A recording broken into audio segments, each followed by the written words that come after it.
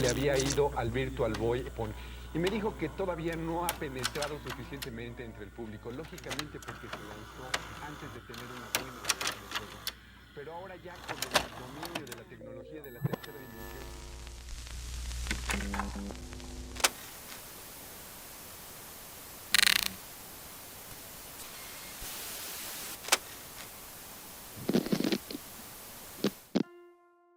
Este hombre fue el creador de la Game Boy, la Game & Watch y ayudó en el desarrollo de muchos juegos de hoy en día. Gunpei Yokoi.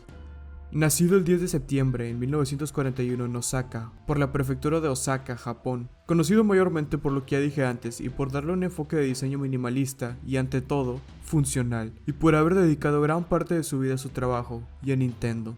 Se trata de una figura relevante en la gran industria que es Nintendo hoy en día. Así que sentí la necesidad de hablar de él, ya que la historia que tiene este hombre es de lo más interesante y peculiar que me haya topado. Y en este video vamos a cubrir un poco su historia de vida. Gunpei Yokoi. Ya desde pequeño era un niño que sentía la necesidad de armar y desarmar las cosas que se encontraba, y esa curiosidad innata que muchos tienen y que se muestra en un ingeniero o un programador, Gunpei ya la poseía cuando era niño.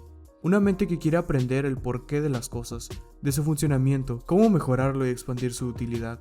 Es por esto mismo que su pericia en los trabajos manuales y su capacidad de invención propició que su padre lo alentase a estudiar electrónica en la Universidad de Doshisha, que, para quien no la conozca, es una universidad privada de la ciudad de Kioto, Japón. Es considerada hoy en día una de las universidades más prestigiosas y más selectivas de todo Japón, aunque para sorpresa de nadie, logró graduarse exitosamente en electrónica en Doshisha.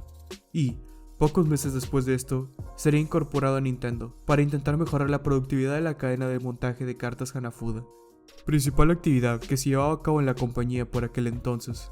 Gunpei ya había empezado a soñar y su tiempo libre lo usaba para ensamblar diferentes piezas electrónicas y fabricar con ellas pequeños juguetes.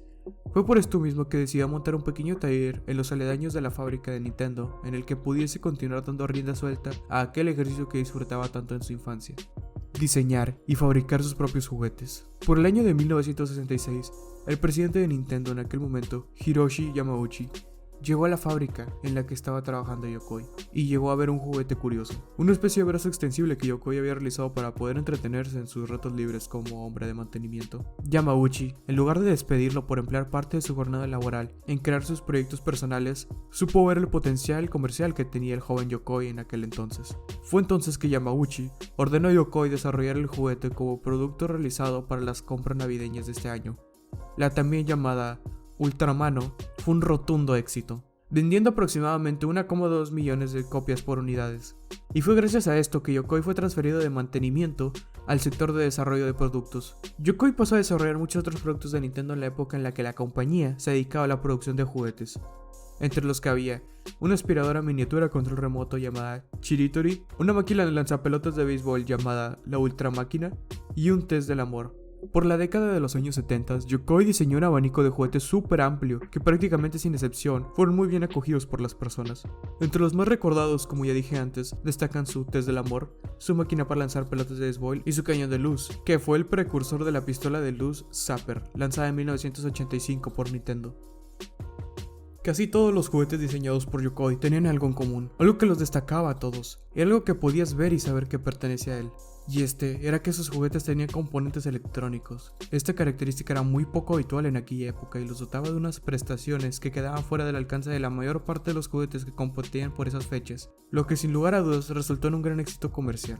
Ya en aquel entonces, Gunpei Yokoi tenía un puesto importante en la compañía, lo que le permitió actuar como mentor de las jóvenes promesas, que poco a poco se irían sumando a las filas de Nintendo, como el famosísimo, pero aún entonces desconocido por esas fechas, Shigeru Miyamoto. Todo iba viento en popa para Yokoi.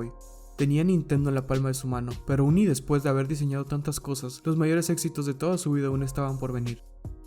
En una ocasión, en un aburrido viaje de tren de regreso a casa, como todos los días de su vida, vio a un ejecutivo, quien usaba aburrido una calculadora LCD. Este tipo simplemente estaba ahí sentado, pasando el rato igual que él, pero en su calculadora estaba tecleando números al azar, haciendo operaciones, borrándolas, y todo esto mientras las paradas iban y venían. Una manera bastante curiosa de divertirse que para muchos no significaría nada.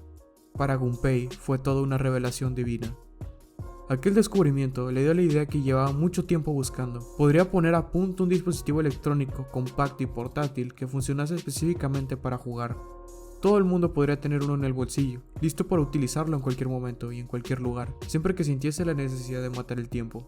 El resultado de aquella idea fueron los conocidísimos Game & Watch, unas máquinas con una o dos pantallas LCD capaces de reproducir un único juego y que, además, incorporaba funciones como despertador y reloj. Fueron el primer rotundo éxito comercial de Nintendo más allá de las fronteras de Japón, y aún a día de hoy son apreciadas por muchos aficionados que no dudan en pagar una cifra de dinero sumamente alta en el mercado por conseguir uno en el mercado de segunda mano. Un detalle que muchos ignoran es el hecho de que, ya sea de manera intencional o no, los Game & Watch incorporaron lo que sin lugar a dudas sería una de las mayores aportaciones a la historia de los videojuegos, la cruceta o pad direccional.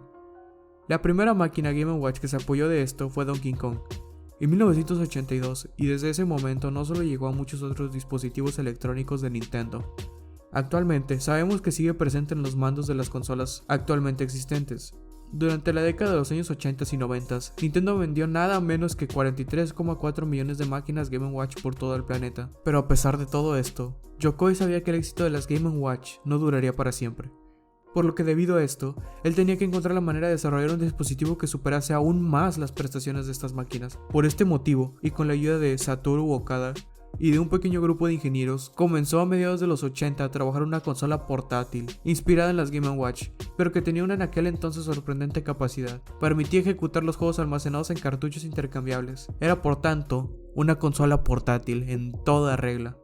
El resultado de este proyecto fue la Game Boy original, que llegó a las tiendas japonesas en abril de 1989, y si creías que la Game & Watch había sido un rotundo éxito, la Game Boy logró vender más de 118 millones de unidades, sumando no solo las ventas del modelo original, sino contemplando la de los modelos que lo sucedieron.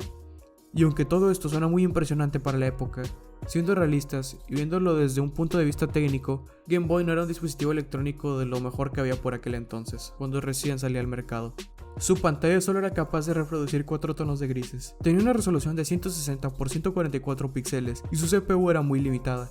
Sin embargo, pasó por encima desde un punto de vista comercial de otras consolas portátiles que tenían un hardware sensiblemente más avanzado, como la Lynx de Atari o la Game Gear de Sega. Aún y con esta clara desventaja, él sabía que las cosas saldrían bien, porque tenía algo con lo que estas últimas no podrían competir. La Game Boy era increíblemente compacta y ligera, dos características que permitirían llevarla en las manos sin esfuerzos. Su anatomía era muy superior, y además, su precio a comparación era rotundamente más bajo a la de los demás. Definitivamente todo un hombre de negocios. Yokoi siempre lo tuvo claro desde un inicio. Era preferible sacrificar la potencia del proyecto con tal de proteger las otras cualidades. Más adelante, las ventas no tardarían en demostrar que efectivamente no se equivocó.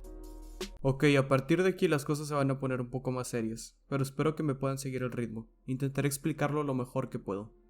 Los contundentes éxitos que encadenaron a Yokoi durante la década de los 70s y 80s provocaron que Yamauchi tuviese una fe ciega en su ingeniero estrella, y la verdad que nadie puede culparlo por ello, por lo que cuando Yokoi le propuso desarrollar una consola con la capacidad de generar un entorno tridimensional inmersivo, el presidente de Nintendo en aquel entonces no dudó en dar luz verde al proyecto. El resultado de esto fue la Virtual Boy, una consola con forma de visor binocular equipada con una pantalla que recurrió a una matriz de diodos LED de color rojo, capaz de restituir imágenes en rojo y negro, y no a todo color. Era un ingenio muy diferente, no solo a todo lo que Nintendo había hecho hasta ese momento, también era una consola totalmente radical y distinta a todas las demás disponibles en el mercado en la década de los 90, y pues, ¿cómo no? Este tipo intentaba crear la realidad virtual cuando aún a día de hoy la realidad virtual tiene problemas para establecerse y mantenerse, ya que prácticamente casi no hay ningún juego que valga la pena probar en realidad virtual. No es como que te compres un kit de VR para jugar un juego en específico, que podría llegar a pasar, pero la mayoría de las veces te compras un kit de VR solo para ver la experiencia de probar varios juegos y demás cosas, no nada más uno. Y este hombre quería diseñar la realidad virtual por la década de los 90s. Obviamente se le pasó la mano. La también llamada Virtual Boy fue sin lugar a dudas el proyecto más ambicioso que tuvo Yokoi, tan ambicioso que se le salió de las manos. A principios de la década de los 90s, el mundo vivía alucinado por lo que sin dudar iba a ser el futuro de los videojuegos. Muchos libros, películas, series y relatos de ciencia ficción fantaseaban con la idea de la realidad virtual. Sonaba bastante genial ponerte unas enormes gafas que te permitían estar en un mundo tridimensional totalmente aparte del real. Pero por desgracia, los avances tecnológicos a nivel de consumo no avanzan a la misma velocidad que la ciencia ficción. Y pues la verdad, por más grande que sean tus sueños, eventualmente te tendrás que topar con la gran y dura realidad. Y es que imagínense, requiere un efecto 3D real que se compara a lo que conocemos hoy en día, que aún y que ya existe la llamada realidad virtual, no es algo que tengan todos en su casa. Ahora imagínense intentar recrear algo de esa magnitud allá por la década de los años 90, un verdadero desastre que acabó desquiciando a Yokoi, y que representó uno de los mayores fracasos de todo Nintendo. Virtual Boy estuvo destinado al fracaso desde siempre. Su nombre se parecía a la mítica portátil de la compañía, por lo que muchas personas pensaron que se trataba de otra consola portátil. Por las primeras imágenes que se distribuyeron y que mostraron esa característica forma al estilo gafas de realidad virtual, muchos pensaron que se utilizaría de manera parecida a estos, pero el sistema de espejos que utilizaba resultó ser extremadamente frágil. Eran dos matrices lineales de 1x224, espejos que rotaban a velocidad muy alta, LEDs rojos en lugar de una pantalla LCD para abaratar costes de fabricación y aumentar la autonomía, un ruido mecánico cada vez que se encendía y que era producto por el mismo mecanismo que hacía girar los espejos, un controlador que en su época era considerado una aberración. Y lo que era todavía peor, eran las partidas de no más de 15 minutos, ya que después de esto los dolores de cabeza eran inminentes. La época en la que esta consola incomprendida fue lanzada fue bastante cruel para la misma, puesto que Nintendo obligó a Gunpei a lanzar el producto sin que éste lo considerara terminado. Todo esto con el fin de tener recursos económicos, destinados al desarrollo de las sucesoras de Super Nintendo, Nintendo 64. Fueron creadas menos de 800.000 unidades y aún a día de hoy es una consola buscadísima por aquellos que gustan de estas joyas ocultas del mundo. Y si 800.000 unidades podría parecer un gran número, recordemos que el Game Boy vendió más de 118 millones de unidades por todo el mundo. 118 millones. Eso sí que es muchísimo. En una época en la que PlayStation estaba a punto de llegar al mercado, resultaba muy complicado que la Virtual Boy destacara ante tal consola. La idea de que era un sistema portátil como Yokoi ya había lanzado antes, acabó decepcionando a sus compradores, que al comprobar el exagerado peso y la fragilidad del dispositivo, se arrepentían al instante de haber hecho la compra y perdían el interés en muy poco tiempo. Las revistas de aquel entonces no podían capturar imágenes de cómo iba a lucir el juego para mostrar a sus lectores, porque no se podía tomar capturas a algo que se usaba en primera persona, eran unas gafas. Y una imagen no serviría para que las personas se entusiasmaran al ver el producto. Pero aún y con todo eso, lo peor era el aviso que Nintendo había puesto de no usar la consola más de 15 o 20 minutos por el dolor de cabeza. Eso sí que era un total desastre. Imagina que compres un Xbox Series X o te armas una PC gamer que te costó dinero y no puedes usarla por más de 15 o 20 minutos porque te da un dolor de cabeza, jaqueca, mareos o problemas oculares a largo plazo. Y la recomendación expresaba que los niños menores de 7 años tenían prohibido el uso. ¿Quién podía siquiera atreverse a comprar algo con semejantes anuncios de muerte? Solamente unos pocos desquiciados. Fue por aquel entonces que Gunpei se dio un respiro. En aquella fatídica consola que Nintendo no lo dejó terminar, fue el detonante para que éste terminara abandonando la compañía. O por lo menos, esto es lo que se creía, y que se rumoreaba por aquel entonces, y hasta el día de hoy. Aunque indagando un poco al respecto, encontré que Yokoi no renunció por su fracaso de la Virtual Boy.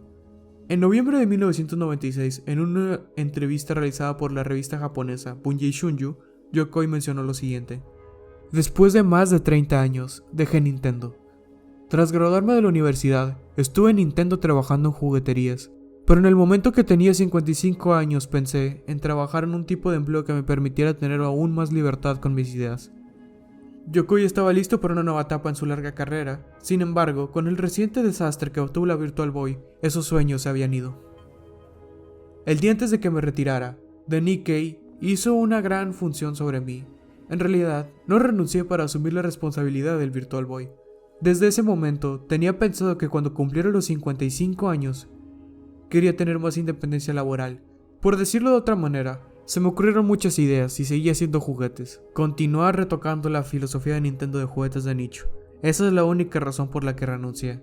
Parece decirse que Yokoi, al decir juguetes de nicho, quería referirse a la tecnología madura y barata en la que Nintendo se estaba enfocando en esos días. Todo con tal de traer un juego más divertido, sin importarse tanto en la consola. Que siendo totalmente sinceros, es algo que Nintendo sigue haciendo a día de hoy. Los juegos de Nintendo son divertidos, aunque claro, son los más caros del mercado actual.